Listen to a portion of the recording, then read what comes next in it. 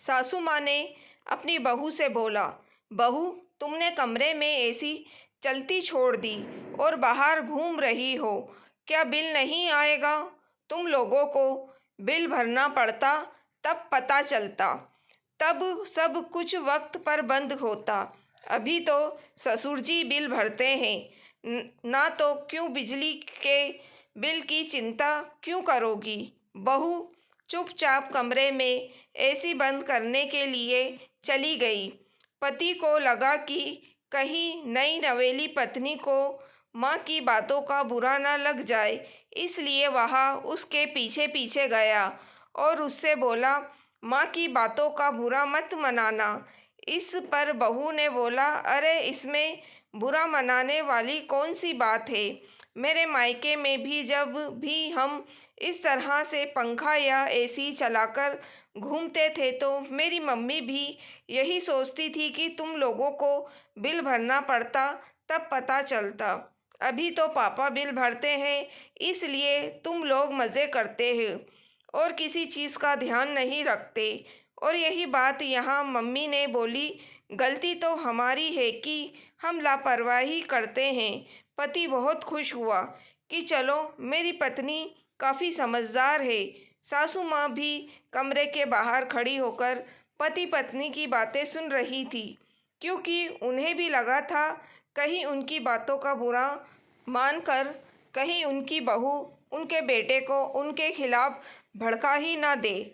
लेकिन उन्हें भी तसल्ली हुई कि उनकी बहू काफ़ी समझदार है।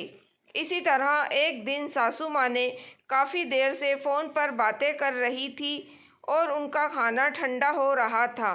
खाना खाने के बाद उन्होंने दवाई भी लेनी थी, तो बहू ने चुपचाप उनके हाथों से फ़ोन ले लिया और बोला, मम्मी पहले आप खाना खाकर दवाई ले लीजिए, फिर फ़ोन पर बात करते रहिएगा। सासू माँ ने तीखी नज़रें से बहू को घूरा और बोला, बहू तुम बहू हो तो बहू बनकर रहो, मेरी सास बनने की कोशिश मत करना।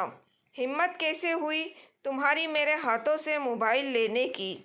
आइंदा ऐसी गलती मत करना, कहकर सासू माँ वहाँ से चली गई। बहू की आंखें में आंसू आ गए थे। थोड़ी देर के बाद सासू माँ रसोई घर की तरफ पानी लेने के लिए जा रही थी कि उन्हें बहू की बातें सुनाई पड़ी। बहू रसोई में अपनी माँ से फ़ोन पर बातें कर रही थी और बोल रही थी, माँ मैं तो सासू माँ को आपकी तरह ही अपनी मम्मी मानती हूँ और उनकी किसी भी बात का बुरा नहीं मानती। जैसे आप मुझे डांटती थी वैसे ही वह भी मुझे डांटती हैं और मुझे बिल्कुल भी बुरा नहीं लगता, क्योंकि आखिर वह भी मेरी माँ है। लेकिन मम्मी, वह मुझे अपनी बेटी की तरह नहीं मानती। मैं आपके हाथों से फ़ोन लेकर पहले खाना खाने के लिए जब भी बोलती थी, आप कितने प्यार से मेरे सिर पर हाथ रखकर बोलती थी, मेरा कितना ख्याल रखती थी तू। लेकिन जब सासू माँ के साथ इसी हक से मैंने फ़ोन लेकर खाना खाने की बात कही तो सासू माँ ने मुझे बहुत ज़ोर से डांटा और बोला, बहू हो तो बहू बनकर रहो, सास बनने की कोशिश मत करो।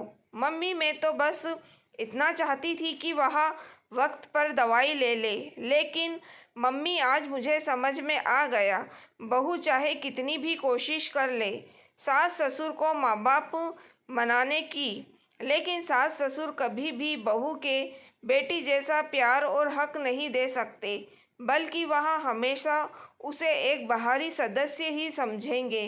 खैर, मैं तो अपनी तरफ से आगे भी कोशिश करती रहूँगी। अब सासू माँ की मर्ज़ी कि वह मेरे साथ कैसा व्यवहार करती हैं। कम से कम मुझे यह तसल्ली तो रहेगी कि मैंने अपनी तरफ से हर मुमकिन कोशिश की है इस घर में को अपनाने की। लेकिन अगर एक सीमा के बाद भी मुझे नहीं अपनाया जाएगा तो फिर मैं भी स्वतंत्र रहूँगी अपने फैसले लेने के लिए, क्योंकि आखिर मेरा भी एक आत्मसम्मान है। सासू माँ ने रसोई के बाहर खड़ी होकर यह सारी बातें सुनी और उन्हें अपनी गलती का एहसास भी हुआ।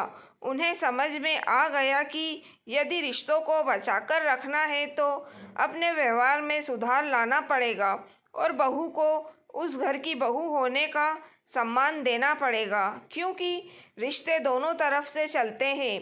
एक तरफा रिश्ते बस ढोए जाते हैं। और सासू माँ ने बहू को गले से लगा लिया और बोला, बेटा आज से तू ही मेरी दवाइयाँ टाइम पर दिया करेगी, और अगर मैं देर करूँ तो मुझे अपनी मम्मी की तरह डांट लगाकर दवाइयाँ खिला देना, क्योंकि अब तुम ही इस घर की बहू हो। इस घर की जिम्मेदारी तुम्हारी ही है। इस घर को बनाना और बिगाड़ना अब तुम्हारे हाथों में है। बस यह समझ लो, मैं हर कदम पर तुम्हारे साथ हूँ। सासू माँ ने अपनी समझदारी से रिश्तों को बिखरने से पहले ही बचा लिया और साथ ही अपनी गलती भी सुधार ली और एक परिवार टूटने से बच गया। दोस्तों, अगर आपको कहानी पसंद आई है तो प्लीज़ आप मेरे चैनल वॉइस ऑफ नीलोफर को सब्सक्राइब ज़रूर कीजिएगा और मेरी वीडियो को लाइक और शेयर भी ज़रूर कीजिएगा। Thank you for watching.